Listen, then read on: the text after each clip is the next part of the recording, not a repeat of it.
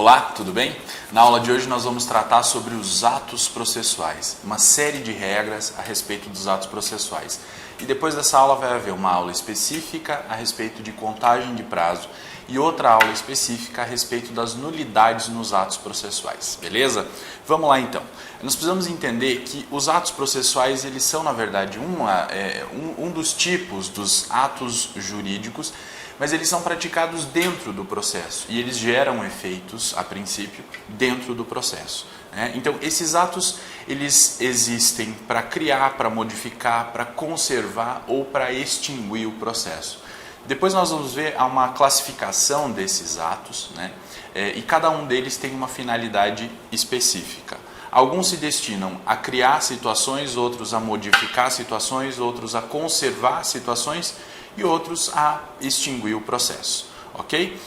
Esses atos eles podem ser praticados por qualquer pessoa que participe do processo, pode ser o juiz, as partes, o Ministério Público, pode ser os serventuários da Justiça ou mesmo terceiros que venham colaborar para o desenvolvimento daquele processo.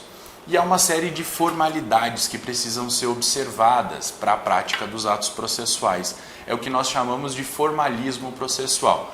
Sempre lembrando que o formalismo processual não deve ser levado a ferro e fogo, não se deve entender que o formalismo existe em si, porque ele existe, na verdade, para oportunizar que o processo seja democrático.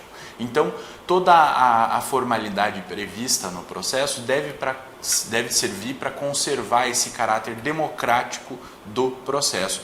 Eu não posso compreender que a forma do ato processual exista por si só e ela deva ser respeitada a qualquer custo. Não, porque há determinados casos em que o ato processual não respeitou a forma prevista na lei, entretanto, ele atingiu o seu objetivo, não causou prejuízo a ninguém, então mesmo assim, mesmo com desrespeito à forma prevista, ele vai ser aproveitado, ok?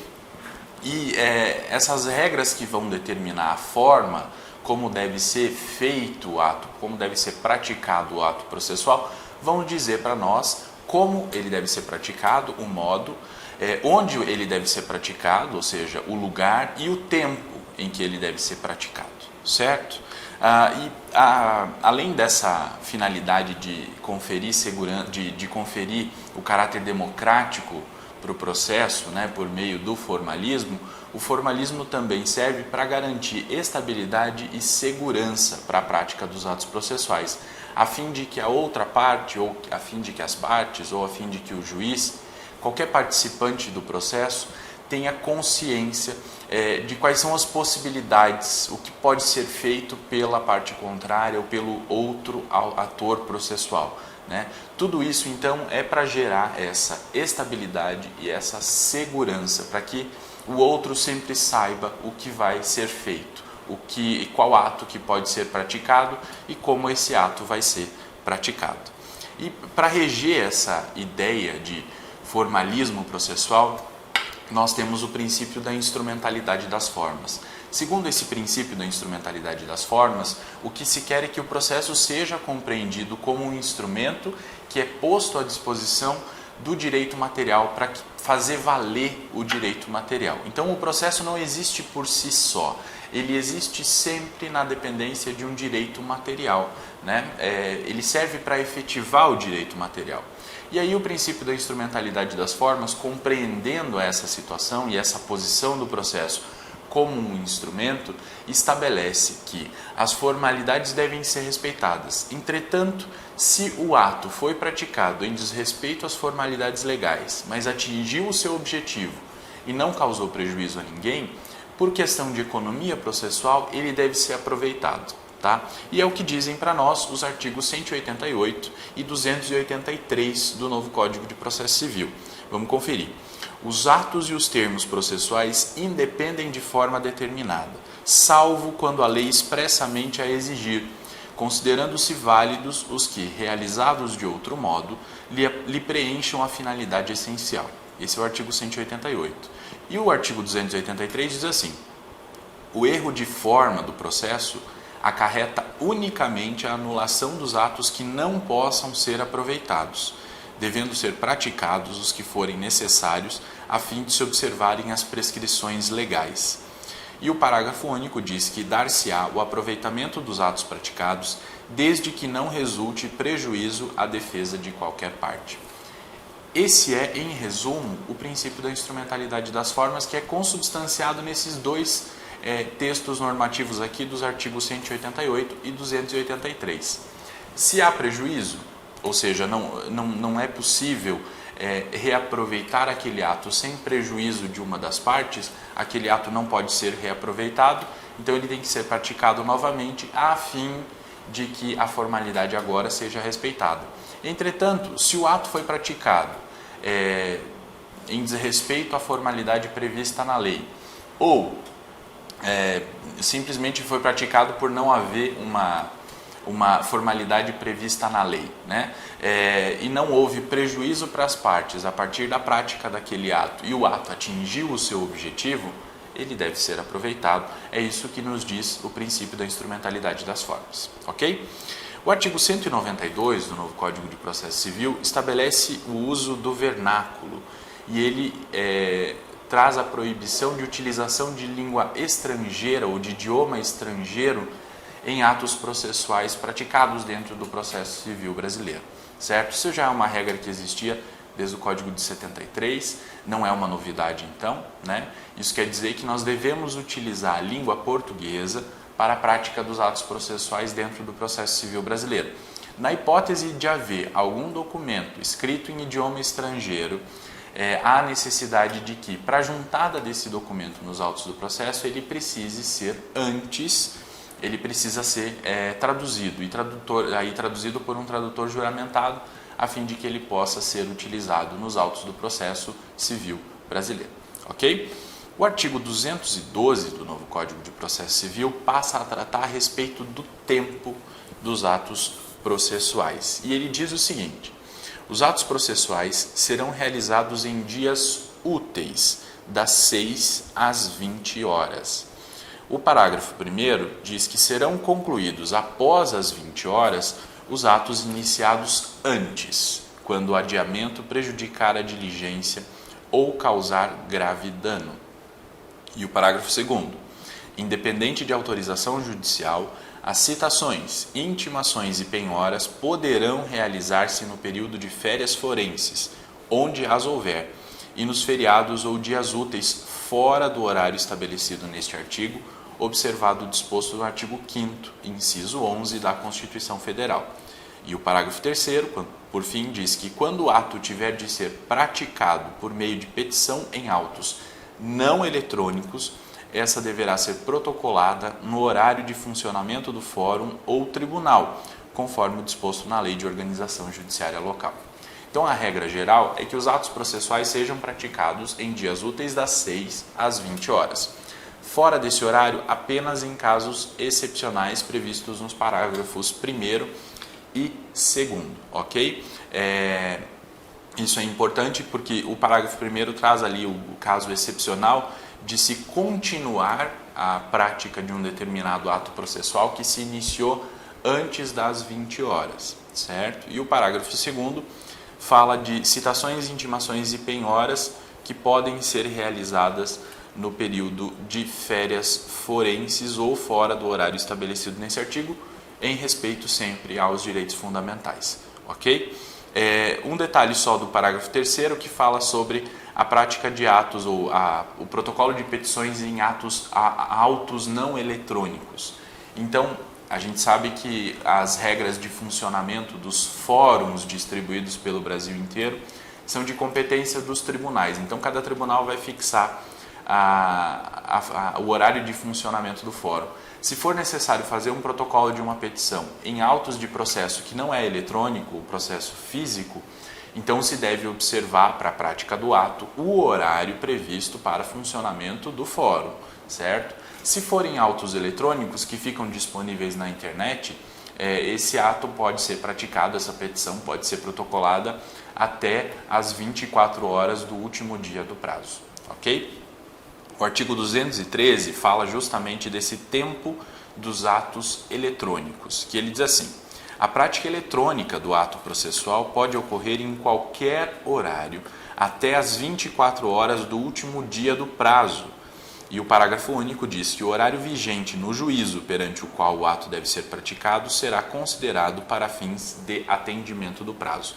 Então, duas questões. Se forem autos de processo eletrônico, se pode praticar o ato de protocolo de petição até as 24 horas do último dia do prazo, certo? E o parágrafo único vai falar do horário. Qual é o horário que vale? Porque a gente sabe que o Brasil tem um tamanho continental e há horários diferentes entre os estados a depender da sua localização. Nesse caso, não vai valer o horário de Brasília para todo o país, vai valer o horário do local para protocolo da petição. Então, quem advoga em outros estados e passa por essa situação de mudança de fuso horário, tem que observar essa questão. Vale sempre o horário do estado em que está sendo praticado o ato, em que está tramitando o processo, certo?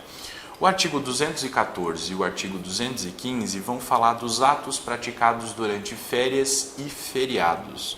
214 diz assim: durante as férias forenses e nos feriados não se praticarão atos processuais, excetuando-se: inciso 1º, os atos previstos no artigo 212, parágrafo 2º, que nós acabamos de ver. Inciso 2º, a tutela de urgência. Então percebam, durante as férias forenses, regra geral, férias forenses e feriados não se praticam atos processuais, com exceção dos atos previstos no artigo 212, parágrafo 2º e, no caso do inciso 2º do artigo 214, quando houver um pedido de tutela de urgência e aí houver a necessidade da prática de atos urgentes. Aí, nesse caso, podem ser praticados atos processuais em férias e feriados, ok? E o artigo 215 diz que processam-se durante as férias forenses, onde as houver, e não se suspendem pela superveniência delas, inciso 1º, os procedimentos de jurisdição voluntária e os necessários à conservação de direitos quando puderem ser prejudicados pelo adiamento. Então percebam, aqui também a questão de uma certa urgência, né? Se o adiamento da prática dos atos puder prejudicar a obtenção do direito, então nos procedimentos de jurisdição voluntária e aqueles necessários à conservação de direitos, nesses casos vai haver a prática de atos processuais, mesmo nas férias ou nos feriados. Inciso 2º, a ação de alimentos e os processos de nomeação ou remoção de tutor e curador. Nesses casos, porque há também essa questão da urgência. Na ação de alimentos, de um lado, nós temos uma pessoa que necessita de uma prestação jurisdicional mais rápida, porque ela, na verdade, está pedindo a tutela a um direito muito fundamental, se é que se pode dizer assim, né? Que é o direito para a sua própria mantença. Então, não vai haver essa suspensão da prática dos atos processuais e também nos processos de remoção de tutor e curador, quando o incapaz estiver submetido a esse processo, por se tratar de direito de incapaz, de tutela do direito do incapaz. Então, nesse caso, aplica-se o artigo 215 para dizer que processam-se durante as férias e durante os feriados forenses. E inciso 3º do artigo 215 diz que processam-se durante as férias e os feriados os processos que a lei determinar que devam prosseguir, ok? Daí a lei especial vai especificar quais são esses processos, certo? O artigo 216 vai trazer para nós um conceito de feriado forense. Ele diz assim: além dos declarados em lei, são feriados para efeito forense os sábados, os domingos e os dias em que não haja expediente forense. Então vejam bem, feriado forense não é necessariamente aquele feriado estabelecido no calendário oficial. É um conceito maior. Feriado forense são aqueles feriados considerados no calendário oficial. Além disso, os sábados, os domingos e os dias em que não haja expediente no fórum por qualquer motivo. Nesses casos, então, nós estaremos diante de um feriado forense, certo? Não se praticam atos processuais, com exceção daqueles previstos expressamente na lei, como passíveis de serem praticados em feriados forenses e nas férias forenses. E o artigo 217 vai tratar sobre o lugar dos atos processuais. E ele diz assim: os atos processuais realizar-se-ão ordinariamente na sede do juízo ou, excepcionalmente, em outro lugar, em razão de deferência, de interesse da justiça, da natureza do ato ou de obstáculo arguido pelo interessado e acolhido pelo juiz. Regra geral, então, os atos processuais são praticados na sede do juízo, nos fóruns, né? Excepcionalmente, é possível que o ato seja praticado em outro local. Vamos imaginar que uma determinada parte esteja enferma, não possa se deslocar. Ela está internada no hospital e não pode se deslocar até a sede do juízo para depor numa audiência, e o juiz acha importante ouvir essa parte. E ela está em condições de depor, ela só não tem condições de se locomover. Então o juiz pode transferir a prática do ato da sede do juízo, né, do fórum, para o hospital e praticar aquele ato específico naquele local, isso sempre em caráter excepcional e sempre que haja uma justificativa, ok? O artigo 93, inciso 9 da Constituição Federal, estabelece a regra da publicidade dos atos processuais. Essa é a regra geral, que inclusive está prevista no novo CPC também, né? E a publicidade é o direito que as pessoas têm, que os cidadãos brasileiros têm, de acessar os autos dos processos em trâmite. E aí o artigo 189 do Código de Processo Civil estabelece algumas exceções a essa regra da publicidade dos atos processuais. Diz assim: os atos processuais são públicos, todavia tramitam em segredo de justiça os processos. Inciso 1º, em que o exija um interesse público ou social. Inciso 2º, que versem sobre casamento, separação de corpos, divórcio, separação, união estável, filiação, alimentos e guarda de crianças e adolescentes. Inciso 3º, em que constem dados protegidos pelo direito constitucional à intimidade. Inciso 4º, que versem sobre arbitragem, inclusive sobre cumprimento de carta arbitral, desde que a confidencialidade estipulada na arbitragem seja comprovada perante o juízo. Regra geral, então, os processos são públicos. É possível a qualquer pessoa acessar os autos do processo e mas assistir à prática de atos processuais. Essa é a regra geral. Excepcionalmente, é possível que seja decretado o sigilo, o segredo de justiça no trâmite do processo. E aí, isso só vai acontecer nesses casos previstos nos incisos do artigo 189. O parágrafo 1º desse artigo diz assim: o direito de consultar os autos de processo que tramite em segredo de justiça e de pedir certidões de seus atos é restrito às partes e aos seus procuradores. Parágrafo 2º, o terceiro que demonstrar interesse jurídico pode requerer ao juiz certidão do dispositivo da sentença, bem como de inventário e partilha resultantes de divórcio ou separação. Então, no parágrafo 1º, está limitando a questão do segredo de justiça. Então, é segredo de justiça para o público. Partes e advogados, partes e procuradores podem consultar os autos do processo sem problema nenhum, porque eles não são atingidos pelo segredo de justiça, porque afinal de contas é do interesse deles a análise dos autos do processo. Já o parágrafo 2º fala do acesso de terceira pessoa ao conteúdo do processo, e ele limita, ele diz que o terceiro que demonstrar interesse jurídico, então ele tem que comprovar que ele tem algum interesse jurídico naquela questão, que talvez aquilo possa afetá-lo, pode requerer ao juiz certidão do dispositivo da sentença, bem como de inventário de partilha resultantes de divórcio e separação, mas isso se ele demonstrar que ele tenha de fato interesse jurídico em ter acesso àquelas informações, ok?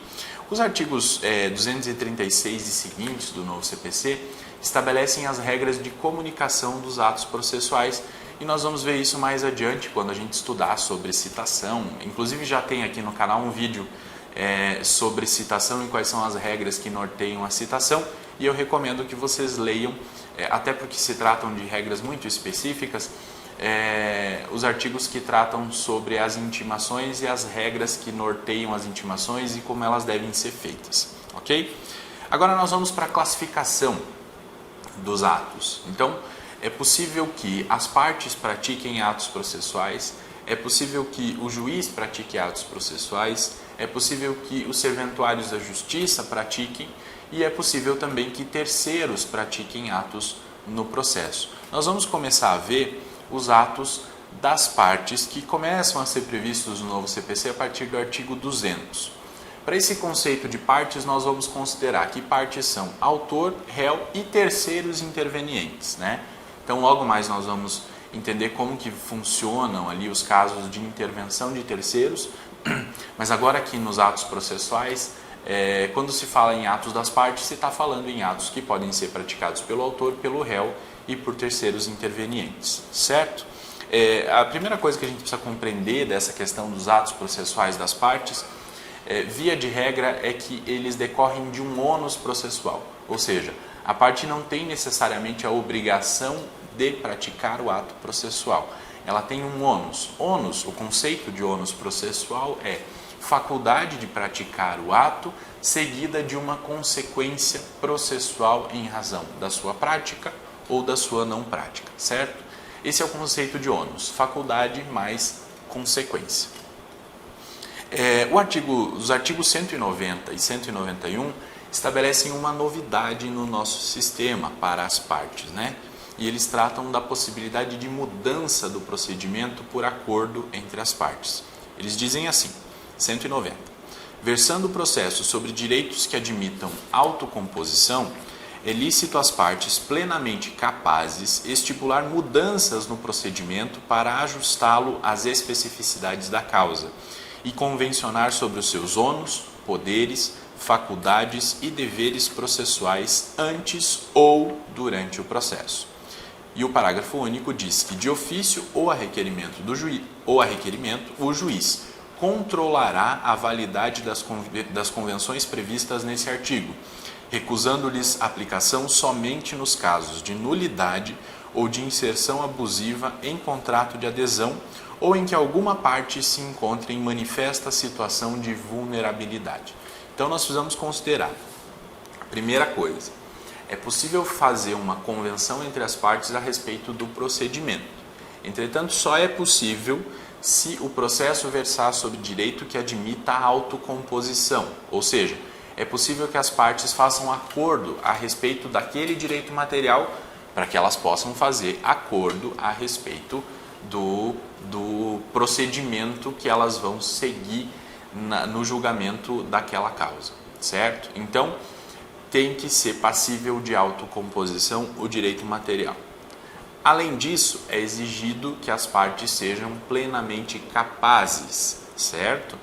E aí elas vão poder ajustar o procedimento, autor e réu vão poder sentar e discutir sobre um procedimento diferenciado para aquele caso. E qual é a função do juiz nesse caso? Aí diz o parágrafo único. O juiz de ofício ou a requerimento vai controlar a validade dessas convenções que as partes fizerem. E vai poder recusar a convenção, vai poder não homologar a convenção, nos casos de nulidade ou de inserção abusiva em contrato de adesão ou naqueles casos em que uma das partes se encontra em situação de manifesta vulnerabilidade. Só nesses casos é que o juiz vai poder recusar o procedimento estabelecido entre as partes. Via de regra, então, se as partes forem maiores capazes, se o direito admitir autocomposição, ou seja, se ele admitir acordo entre as partes, o juiz, no controle dessa validade, não vai poder, só porque, por exemplo, o juiz não concorda com o procedimento que foi fixado, mas isso não implica em nulidade, não implica em abuso de direito por uma das partes e não implica em colocar outra parte em uma situação de vulnerabilidade, ele vai ter que então acatar o procedimento estabelecido entre as partes. E o artigo 191 diz que, de comum acordo, o juiz e as partes podem fixar calendário para a prática dos atos processuais quando for o caso. Parágrafo 1º. O calendário vincula as partes e o juiz e os prazos nele previstos somente serão modificados em casos excepcionais devidamente justificados. Parágrafo 2º.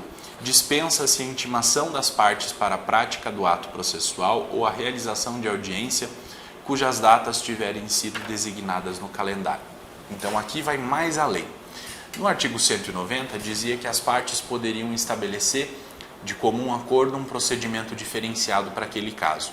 O artigo 191 coloca o juiz também como partícipe dessa convenção, desse negócio processual.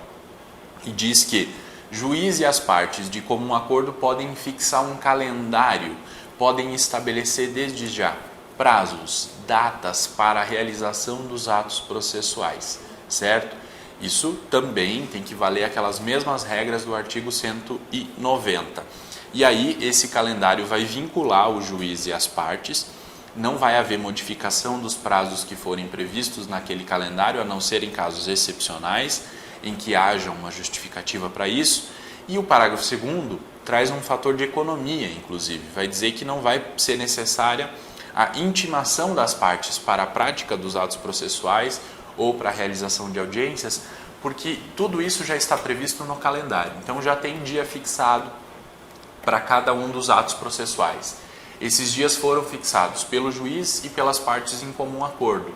Então fica completamente dispensada a realização dos atos de comunicação, de intimação das partes, porque elas já estabeleceram isso em calendário. E isso pode ser um fator de aceleramento, de aceleração do andamento do processo, né? Se as partes conseguirem chegar nesse acordo com o juiz para fixar o calendário. Mas é uma possibilidade que o novo CPC traz e é uma novidade trazida pelo novo CPC. Beleza? Agora nós vamos para a classificação dentro dos atos das partes, como eles se classificam. Eles se classificam basicamente em atos de obtenção, atos dispositivos e atos de cumprimento de dever. Os atos de obtenção são aqueles que visam a obter a satisfação de um determinado pedido. E dentro dessa categoria dos atos de obtenção, há uma subclassificação entre atos postulatórios, atos de evento físico e atos instrutórios. Sempre que se fala em atos postulatórios, é quando se requer uma providência certa, né? Quando se postula uma providência determinada. Por exemplo, a petição inicial é um ato da parte, né? Da parte autora, nesse caso. É um ato de obtenção porque visa a obter a satisfação de um determinado pedido, e é um ato de obtenção postulatório porque está requerendo uma providência certa. A contestação é a mesma coisa, só que ela deixa de ser um ato do autor, passa a ser um ato do réu. Existem também dentro dessa classificação, dentro da subclassificação dos atos de obtenção, os atos de evento físico, em que não há um pedido certo, né? Quando se pratica esse ato, não se está pedindo necessariamente nada, mas a prática desse ato vai contribuir para obter a satisfação daquilo que a parte deseja. Então, o exemplo clássico disso é o ato de pagamento de custas processuais. O autor protocola a sua petição inicial, ele praticou um ato de obtenção postulatório. Ao mesmo tempo, ele faz o pagamento das custas processuais. Ele praticou um ato de obtenção, mas não postulatório, um ato de evento físico. Então, ele fez o pagamento das custas processuais e isso vai possibilitar que o seu processo prossiga, que o seu pedido seja analisado pelo judiciário. E os atos instrutórios, ainda dentro dessa subclassificação dos atos de obtenção, que são aqueles que visam a comprovação dos fatos alegados pelas partes, né? E eles podem ser praticados tanto pelas partes, como no caso do depoimento pessoal, quanto por terceiros, né? Então, esses atos instrutórios, eles servem para a comprovação daquilo que as partes alegaram e, uma vez que aquilo seja comprovado, eles vão servir para a obtenção do direito que a parte deseja com aquele processo. Além dos atos de obtenção, existem também os atos dispositivos, que são as manifestações de vontade das partes que dependem de homologação do juiz, né, em que o juiz vai analisar se esse ato dispositivo é regular, se ele respeitou as formalidades legais, e não vai analisar necessariamente o conteúdo do ato. E dentro desses atos dispositivos também há uma subclassificação em 3: atos submissivos, atos de desistência e os negócios jurídicos processuais. Atos dispositivos submissivos são aqueles que representam a sucumbência de uma parte em relação à outra. E aí o exemplo que a doutrina dá, os exemplos que a doutrina dá, são o reconhecimento da procedência do pedido, né? Então vamos imaginar que o autor tenha proposto uma ação e o réu, em vez de contestar, ele reconheceu que o autor tem razão, ele reconheceu a procedência daquele pedido. Nesse caso, aconteceu um ato dispositivo, o réu está dispondo do seu direito de apresentar a sua defesa, né? Submissivo, ou seja, ele se submete à pretensão do autor, ele reconhece a procedência do pedido do autor.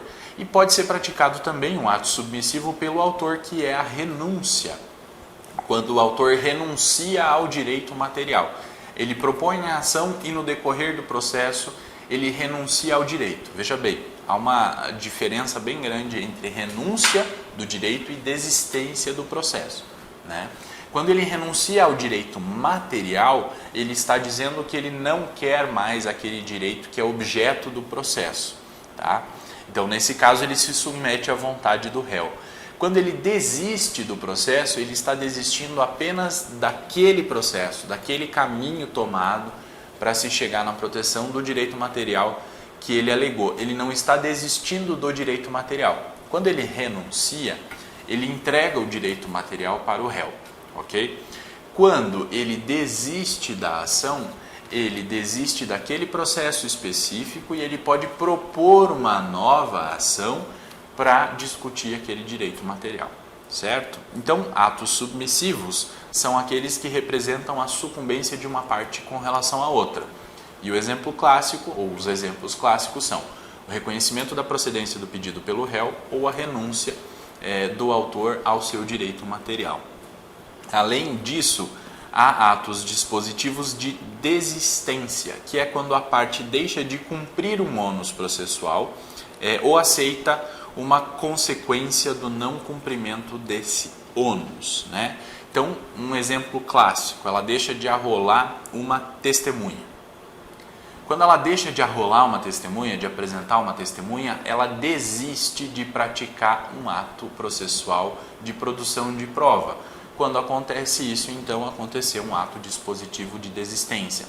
Acontece também quando o autor desiste da ação, né? Ele está desistindo da prática de um determinado ou de determinados atos processuais. Nesse caso, não está atingindo o direito material, como aconteceu no ato submissivo. Está acontecendo apenas, ou está sendo praticado apenas, um ato dispositivo de desistência, ok? E os negócios jurídicos processuais acontecem quando há uma manifestação bilateral de vontade, né? As partes chegam num consenso e praticam um determinado ato processual. Isso pode acontecer quando há um acordo entre elas a respeito do direito material, ou quando elas resolvem pedir o adiamento de uma determinada audiência, quando elas querem pedir a suspensão convencional do processo, que o processo fique paralisado por um tempo para que elas cheguem num acordo, por exemplo, a respeito do direito material. Quando elas fazem alteração no procedimento que nós acabamos de ver, elas praticam um negócio jurídico processual e dentro da classificação dos atos, esse negócio jurídico processual é considerado um ato da parte ou das partes dispositivo que se enquadra aqui nesse conceito de negócio jurídico processual, ok? E por fim, a doutrina ainda coloca os atos de cumprimento de dever dentro dessa classificação. Então nós temos uma classificação grande, atos de obtenção, atos dispositivos e atos de cumprimento de dever, né? Que são aqueles que exigem que as partes litiguem, por exemplo, com boa-fé e obedecendo às regras da cooperação. Então, por exemplo, quando o artigo 774, inciso 5º do novo CPC estabelece o dever da parte executada de apresentar bens sujeitos à penhora, está estabelecendo um ato de cumprimento de dever. Nesse caso aqui, nós não estamos diante de um ato que gera um ônus para a parte. Ele tem o dever de fazer assim. ou, no caso do artigo 400, quando exige que a parte exiba um documento que foi requerido pelo seu adversário. Também estamos diante de um ato que gera um dever. Então, quando há a prática disso, nós temos um ato de cumprimento de dever. Ok? Esses são os atos das partes. Temos também os atos do juiz, que é basicamente o ator processual que mais pratica atos. E o artigo 203 estabelece lá quais são os atos praticados pelo juiz, e ele diz que o juiz pratica atos, pratica a sentença, né? O artigo 203, parágrafo 1º, estabelece lá, tenta estabelecer, na verdade, um conceito de sentença, mas ele não trata de um conceito, e sim de um efeito da sentença. A sentença é o ato que encerra o procedimento em primeiro grau de jurisdição, né? E elas podem ser consideradas processuais ou de mérito, ou processuais ou definitivas. Elas vão ser processuais quando elas extinguirem o processo sem análise do mérito. E vão ser de mérito ou definitivas quando elas superam todos os obstáculos processuais que eventualmente existam e analisam o mérito, digam a quem pertence o direito material discutido naquele processo, certo? Então essa é a classificação básica de sentenças. Se vocês quiserem saber mais sobre isso, há 2 vídeos aqui no canal que estabelecem as premissas e quais são os efeitos da decisão judicial, e aí vocês podem ver isso com mais detalhes lá. Mas por hora, para entender essa classificação dos atos processuais praticados pelo juiz, basta dizer que a sentença é um ato processual que põe fim ao procedimento de conhecimento na primeira instância. E ela pode ser uma sentença processual que vai extinguir o processo sem análise do mérito, ou uma sentença de mérito, que é aquela que vai analisar a quem pertence o direito material discutido naquele caso. Além disso, o juiz pode também praticar um ato processual chamado decisão interlocutória, que são aquelas decisões que são praticadas no decorrer do processo, né, que não implicam no encerramento do procedimento. E elas estão previstas lá no artigo 203, parágrafo 2º. Além disso, o 203, parágrafo 3º, vai estabelecer que o juiz pode praticar atos processuais chamados despachos, né? E a diferença entre decisão interlocutória e despacho é exatamente no conteúdo de cada um deles. Despacho não tem conteúdo decisório. O despacho serve apenas para dar andamento ao processo, né? Eles não vão decidir nenhuma questão. Então, por exemplo, quando o juiz designa uma audiência, designa audiência para o dia tal, intime-se as partes. Não é um ato decisório, ele não está decidindo nada, ele simplesmente está dando impulso, está dando andamento ao processo. Nesse caso, nós estamos diante de um despacho. Agora, se o juiz resolve uma questão no decorrer do processo, né, se aquela decisão tem conteúdo decisório, aquele ato processual tem conteúdo decisório e não é sentença, nós estamos diante de uma decisão interlocutória. Então, o que vai diferenciar um e outro vai ser o conteúdo de cada um deles. Decisão interlocutória precisa ser fundamentada. E contra ela há recurso. Pode ser, dependendo do caso, dos casos previstos lá no artigo 1015, é possível agravo de instrumento ou é possível que eu impugne uma determinada decisão judicial como preliminar do meu recurso de apelação. Já os despachos são atos processuais irrecorríveis, porque eles não têm conteúdo decisório. Não tendo conteúdo decisório, não há razão para haver previsão de recursos contra esse tipo de ato processual, ok?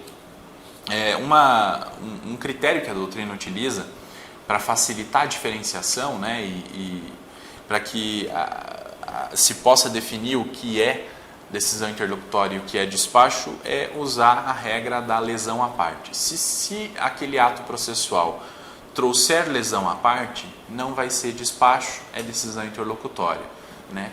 Tem conteúdo decisório. Se não trouxer lesão à parte, servir apenas para movimentar, para dar andamento ao processo, e aí nós estamos diante de um despacho, ok? Além disso, o parágrafo 4º do artigo 203 estabelece um outro tipo de ato processual classificado como ato do juiz, que são os chamados atos ordinatórios, né? Eles foram inseridos no atual CPC e já constavam do CPC de 73 também. Esses atos ordinatórios, na verdade, serviram para dar uma maior agilidade no andamento do processo, porque havia determinados atos processuais que eram praticados pelo juiz e que são de responsabilidade do juiz, mas que poderiam muito bem ser executados já pelos serventuários da justiça, né? Porque são atos que não dependem necessariamente, não contém decisão, não tem conteúdo decisório. Então é possível que por meio desse regramento do novo CPC, que esses atos ordinatórios sejam praticados pelos serventuários da justiça. Entretanto, eles são de responsabilidade do juiz. O juiz deve fiscalizar a prática desses atos. Um exemplo clássico é a concessão de vista do processo às partes. O autor apresentou sua petição inicial, o juiz recebeu a petição inicial, mandou citar o réu, chamou o réu para uma audiência de conciliação, não teve acordo, iniciou o prazo a partir da audiência para a parte ré apresentar sua contestação. O réu apresentou a contestação. E aí, automaticamente, o cartório ou a secretaria vai abrir prazo para que o autor apresente a sua impugnação à contestação trazida pelo réu. Tudo isso sem a necessidade de que seja feita a conclusão ao juiz, para que o juiz então despache e diga ao réu diga o autor a respeito da contestação apresentada pelo réu. Economiza-se esse tempo no processo, então, os próprios serventuários da justiça, ao perceber que é o caso de se dar vista ao autor para a apresentação da sua impugnação, concedem vista dos autos. Tudo isso sempre com uma autorização judicial prévia, que geralmente se dá por portaria, né? E o juiz sempre vai fiscalizar esses atos chamados ordinatórios, ok? Esses são os atos do juiz. Nós temos agora os atos do escrivão ou dos serventuários da justiça. São todas aquelas pessoas que trabalham na secretaria ou na serventia judicial, né? E quem vai disciplinar sobre isso são os artigos 206 a 211, que vão estabelecer aquelas regras burocráticas para a formação dos autos processuais. E os atos praticados pelos serventuários da justiça se classificam em atos de documentação, atos de comunicação, atos de logística e atos ordinatórios. São atos de documentação aqueles atos que impliquem em transferência para documentos de declarações emitidas pelos sujeitos processuais. Então, todos os atos que impliquem em autuação de peças processuais são atos de documentação. Tem também os atos de comunicação, que vão possibilitar o efetivo diálogo, que vão promover o contraditório, né? Então, sempre que o serventuário da justiça faz uma intimação, encaminha uma intimação para uma das partes, ele está praticando um ato de comunicação.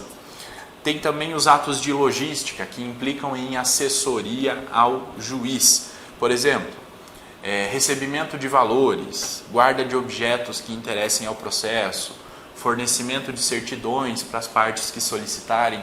Tudo isso são atos de logística praticados pelos serventuários da justiça.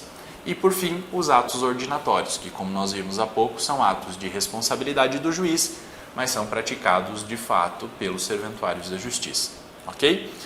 E, por fim, nessa classificação, atos das partes, atos do juiz, atos dos serventuários da justiça, nós temos também atos de terceiros. Eventualmente, terceiros vão ser chamados, né, como testemunhas para que participem daquele processo, né? Ao deporem como testemunhas, por exemplo, esses terceiros estarão praticando atos processuais. E esses atos de terceiros terão sempre um caráter instrutório. Serão sempre atos que se destinarão a comprovar uma determinada situação, ok? E para finalizar a nossa aula, a respeito de atos processuais, nós precisamos entender como funciona a preclusão. Como nós vimos lá no início, um ato processual, via de regra, é regido pela ideia de ônus processual. A parte tem a faculdade de praticar o ato, Caso ela não pratique, ela vai sofrer uma consequência. E aí nós precisamos entender o que é a preclusão. A preclusão, então, é um fenômeno de direito processual. Quando há preclusão no processo, não quer dizer que vai haver necessariamente um problema ao direito material. São institutos diferentes.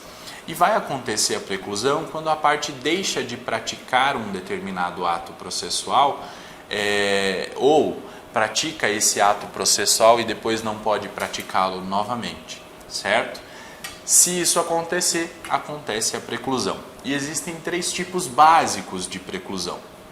O primeiro deles e o mais comum é a preclusão temporal, quando a parte descumpre o prazo para a prática do ato. Se ela descumpriu o prazo para a prática do ato processual, ela perdeu o prazo para praticar o ato processual, aconteceu a preclusão temporal. Isso quer dizer, ela perde o direito de praticar aquele ato processual, em decorrência do encerramento do prazo.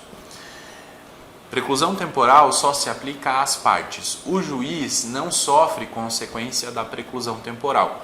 Muito embora para o juiz sejam estabelecidos prazos para a prática dos atos que ele tem que praticar, os prazos dele, como nós vamos ver na aula a respeito desse assunto, não geram a preclusão temporal. Ele não perde o direito de praticar o ato processual. As partes perdem. Então, preclusão temporal é uma preclusão, a perda do direito de praticar o ato processual por conta do tempo, que foi ultrapassado o tempo, atinge exatamente as partes. Existe também a preclusão consumativa, que acontece quando o ato processual já foi praticado e não pode ser repetido, né?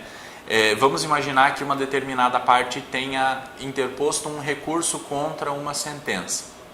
Ela fez o recurso, entretanto ela esqueceu de alegar uma determinada questão no recurso. Se ela protocolou o recurso, se ela interpôs o recurso, o ato já está consumado.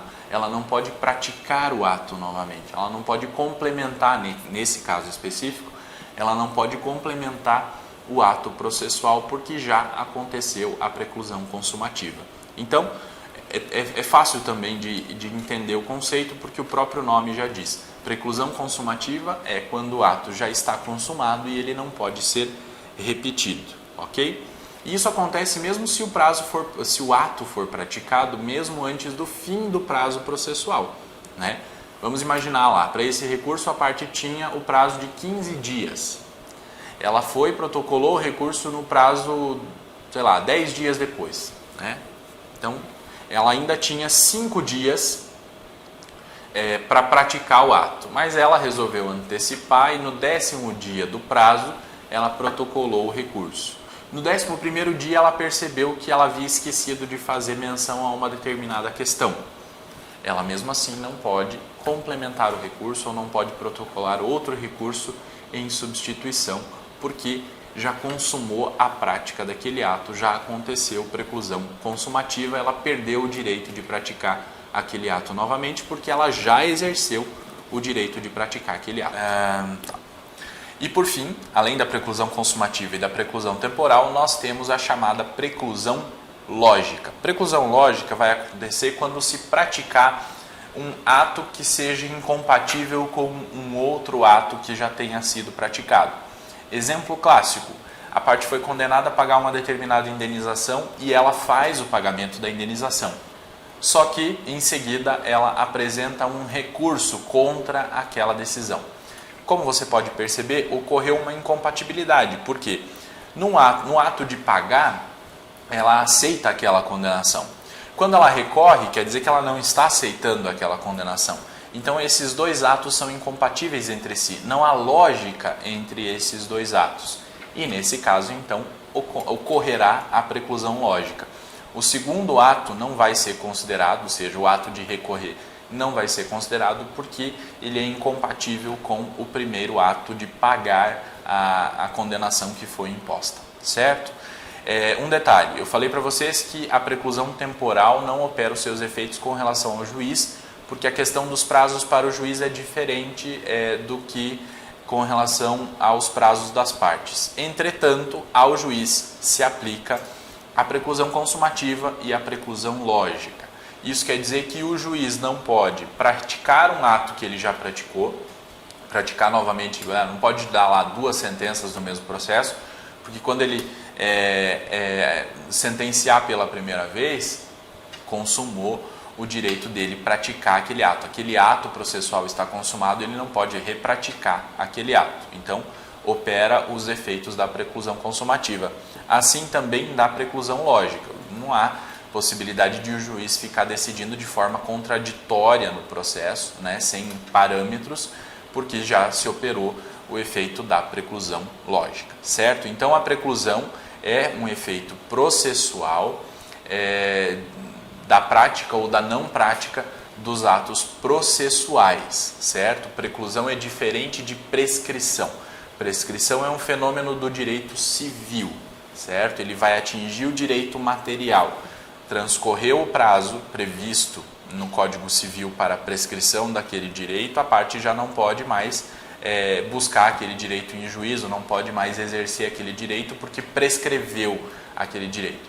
Já a preclusão é diferente. Preclusão é um fenômeno processual, é a perda do direito de praticar um ato processual, seja em razão do tempo, seja porque aquele ato já foi praticado, ou seja porque já foi praticado um ato processual que é incompatível com aquele ato que se pretende praticar. Essa é a preclusão. Certo? Era isso que eu tinha para falar para vocês a respeito de atos processuais e preclusão. Nos vemos na próxima. Até lá!